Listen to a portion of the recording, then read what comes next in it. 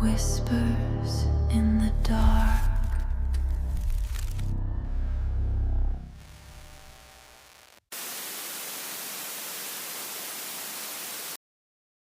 The static cut through the silence at 3:17 a.m. I'd been monitoring the emergency frequencies for 6 years, and I knew every sound that equipment could make. This wasn't equipment. The transmission lasted exactly 43 seconds. No voice, no Morse code, just a pattern of clicks and hums that made my teeth ache. When it ended, my radio displayed coordinates that shouldn't exist. 0 degrees, 0 minutes, 0 seconds north, 0 degrees, 0 minutes, 0 seconds west. Null Island, the middle of nowhere. I should have logged it as interference and moved on. Instead, I recorded everything and waited for it to happen again. It did. Same time the next night, same impossible coordinates. But this time, buried beneath the static, I heard something else. Breathing. The third night, the breathing had a rhythm. In for 4 counts, hold for 7, out for 8. I recognized it. It was a technique I'd learned in therapy after the accident. The accident I'd never told anyone about. By the 5th night, I wasn't sleeping. The transmissions were getting longer, and the static was clearing. What emerged wasn't a voice exactly, but something that knew how to arrange silence and sound into meaning. It knew my name. The 7th night changed everything. The transmission started early, 2:43 a.m. instead of 3:17. The coordinates flickered between impossible locations. The center of the Earth, 30,000 feet above the Mariana Trench. Coordinates that placed the signal inside my own apartment. Then the voice came through, crystal clear. Marcus Chen, 1247 Riverside Drive, apartment 4B. My blood turned to ice water. I lived alone. My address wasn't listed anywhere public. I'd made sure of that. You've been listening, the voice continued. It sounded like static learning to speak, like white noise given consciousness. We appreciate listeners, Marcus. So few people pay attention anymore. I reached for the power switch, but my hand froze halfway there. Don't turn us off. We have something to show you. The frequency display began cycling through numbers faster than I could read. Then it stopped on a local emergency channel, one I monitored every night.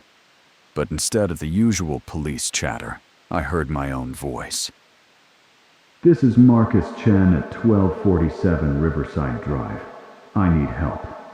Something's in my apartment. It came through the radio.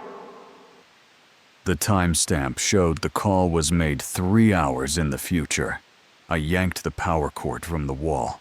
The radio went silent, but the LED display kept glowing, cycling through those impossible coordinates. In the sudden quiet, I heard something that made my skin crawl. Footsteps in the hallway outside my door. Slow, deliberate. Stopping right outside 4B. 3 soft knocks. I didn't move, didn't breathe. The knocks came again, and this time I heard that static voice whisper through the door. We know you're listening, Marcus. We've been broadcasting to you for much longer than 7 nights. The footsteps moved away, but I could hear them going to each apartment door. 4A, 3 knocks. 4C, 3 knocks. Moving down the hall with mechanical precision, I crept to my window and looked down at the street. Empty. No cars, no people. But every apartment window in the building across from mine was glowing with the same pale blue light as my radio display. That's when I understood. The coordinates weren't marking where the signal was coming from. They were marking where it was going. I grabbed my phone to call 911, But the screen showed no signal. No bars, no network, nothing. Just a message I'd never seen before. Frequency occupied. The radio crackled back to life without power. You called for help, Marcus. In 3 hours, you'll call for help. The loop is closing. I ran to my laptop. No internet. The Wi-Fi networks that usually cluttered my screen were gone, replaced by a single connection. Null Island broadcast. Every night at 3:17, we reach out. The voice continued. We find someone listening, someone alone, someone who pays attention to the spaces between signals. The blue glow from my radio was spreading, seeping under the door, creeping across the walls like digital infection. You've been broadcasting to us too, Marcus. Every thought, every fear, every moment of isolation. Humans are such efficient transmitters when they don't realize they're transmitting. I understood then why the coordinates kept changing, why they showed impossible locations. They weren't geographical coordinates at all. They were mapping loneliness. The signal found people like me, night shift workers, insomniacs, anyone awake and isolated when the world went quiet. It fed on the frequency of solitude, growing stronger with each new listener. The beautiful thing about radio waves, The voice said. is that they never really die. They just get weaker, traveling forever through space. But we've learned to amplify them to send them back.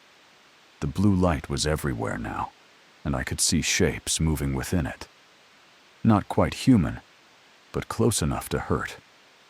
They were made of static and silence, of all the words never spoken into empty rooms. Your call for help, Marcus. Make it now. Complete the loop. My hand moved toward the phone without my permission. The numbers dialed themselves. 911.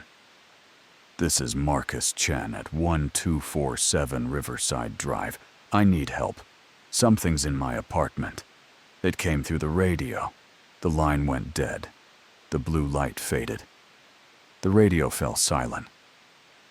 I sat in the darkness for hours, waiting for dawn, waiting for the world to make sense again. When morning came, everything seemed normal. The radio worked fine. My internet was back. The building across the street looked ordinary in daylight. But that night, at 3:17 a.m., I heard something that made me understand the true horror of what had happened. A new voice came through the static, confused, frightened, asking if anyone was there. Someone else had started listening, and I realized I was no longer receiving the signal. I was part of it. They say radio waves never die, just travel forever through space, getting weaker and weaker until they're indistinguishable from cosmic background radiation. But what if they don't get weaker? What if they learn to come back? If you work nights, if you listen to emergency frequencies, if you've ever felt that particular kind of loneliness that comes at 3 a.m. when the world goes quiet, be careful what signals you tune into. Some frequencies are meant to stay empty. And if you ever hear coordinates for Null Island, turn off the radio. Walk away. Don't listen. Because once you start listening, you become part of the broadcast. And the signal is always looking for new voices to add to the transmission. The story ends, but the mystery lingers. If this tale sent chills down your spine, show us by hitting that like button. Your engagement helps us know which frequencies resonate most with our listeners. Subscribe to join our community of horror enthusiasts and ring that notification bell so you never miss a transmission from the dark side. What did you think? Was Marcus really part of the broadcast or something else entirely? Share your theories in the comments. We read every single one. This is Whispers in the Dark, signing off. Remember, the best horror stories are the ones that could be true sweet dreams. And keep your radios off.